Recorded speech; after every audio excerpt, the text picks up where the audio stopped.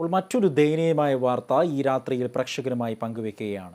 ആലപ്പുഴ മാവേലിക്കര പുന്നുമൂട്ടിൽ 4 വയസ്സുകാരിയെ പിതാവ് ക്രൂരമായി കൊലപ്പെടുത്തി എന്നുള്ളതാണ് ആ വാർത്ത. മാനസിക രോഗിയായ പിതാവാണ് ആ കുഞ്ഞിനെ കൊലപ്പെടുത്തിയിരിക്കുന്നത്. ഈ വാർത്തയുടെ വിശദാംശങ്ങളുമായി ഇപ്പോൾ ആതിര ചേരുന്നു. ആതിര ചേരും ഈ വാർത്തയുടെ വിശദാംശങ്ങളുമായി. ആലപ്പുഴ മാവേലിക്കരയിൽ പുന്നുമൂട്ടിൽ മാനസിക രോഗിയായ പിതാവ് 6 വയസ്സുകാരിയെ വെട്ടിക്കൊലപ്പെടുത്തി. മാവേലിക്കര പുന്നുമൂട് ആനക്കൂട്ടിൽ നക്ഷത്രയാണ് കൊല്ലപ്പെട്ടത്. ആക്രമണത്തിൽ മഹേഷിൻ്റെ അമ്മ സുനന്ദയ്ക്കും വെട്ടേറ്റിട്ടുണ്ട്. ഈ വാർത്തയുടെ വിശദാംശങ്ങളുമായി ആതിര എടക്കാട് ചേരുകയാണ്. ആതിര എടക്കാട്, എപ്പോഴാണ് ഈ സംഭവം ഉണ്ടായത്?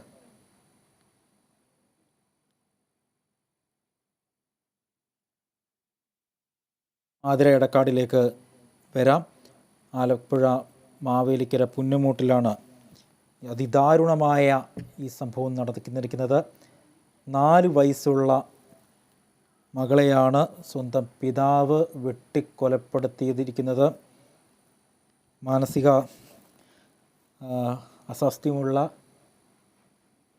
ആളാണ് പിതാവെന്നാണ് പറയുന്നത്. വാർത്താ വിശദാംശങ്ങളുമായി ആതിര ചേരുകയാണ്. ആതിര എടക്കാട് ചേരുന്നു. ആതിര, എന്തെല്ലാമാണ് വാർത്തയുടെ വിശദാംശങ്ങൾ? അജി, ഏറെ വേദനിപ്പിക്കുന്നൊരു സംഭവം തന്നെയാണ് ആലപ്പുഴയിൽ നിന്നും വന്നിട്ടുള്ളത്. പുന്നമൂട്ടിൽ 4 വയസ്സുകാരിയെ സ്വന്തം പിതാവ് മഴ ഉപയോഗിച്ച് വെട്ടിക്കൊലപ്പെടുത്തിയിരിക്കുകയാണ്. ഇയാൾക്ക് മാനസിക രോഗമുള്ളതായിട്ടും പറയുന്നുണ്ട്. ഈ മഴ ഉപയോഗിച്ച് ഈ കുട്ടിയെ വെട്ടുകയായിരുന്നു. ഈ മഹേഷിൻ്റെ സഹോദരി പിതാവായ മഹേഷാണ് കൊലപ്പെടുത്തിയിട്ടുള്ളത്. മഹേഷിൻ്റെ സഹോദരിയുടെ വീട്ടിലുള്ള സുനന്ദ, മഹേഷിൻ്റെ അമ്മയായിട്ടുള്ള സുനന്ദ ബഹളം കേട്ട് വീട്ടിലേക്ക് വന്ന് നോക്കിയപ്പോഴാണ് സോഫയിൽ വെട്ടേറ്റ് കിടക്കുന്ന ഈ 4 വയസ്സുകാരിയെ കണ്ട ഉടനെ ബഹളം വെച്ച് പുറത്തേക്ക് ഓടിയ സുനന്ദയെയും മഹേഷ് വെട്ടാൻ ശ്രമിച്ചു. കൈക്ക് ഗുരുതരമായി പരിക്കേറ്റ സുനന്ദ ഇപ്പോൾ ഗുരുതരാവസ്ഥയിൽ ചികിത്സയിലാണ്. ഈ മഹേഷിൻ്റെ ഭാര്യയായ വിദ്യ 2 വർഷം മുൻപ് ആത്മഹത്യ ചെയ്തിരുന്നു എന്നും പ്രദേശവാസികൾ പറയുന്നുണ്ട്. പിന്നീട് മാനസികാസ്വാസ്ഥ്യം പ്രകടിപ്പിച്ചതായിട്ടും മഹേഷിന് മാനസികാസ്വാസ്ഥ്യമുള്ളതായിട്ടും പ്രദേശവാസികൾ ഉൾപ്പെടെ പറയുന്നുണ്ട്.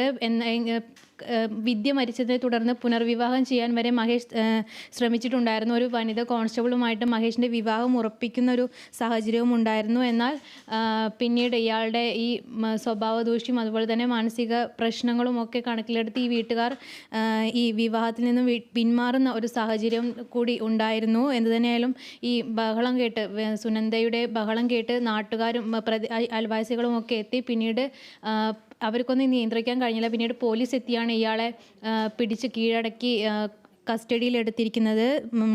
കൂടുതൽ പരിശോധന അന്വേഷണത്തിലും കൂടുതൽ വിവരങ്ങൾ പുറത്തു വരുമെന്ന് പ്രതീക്ഷിക്കാം. അജി. ശരി ആതിര.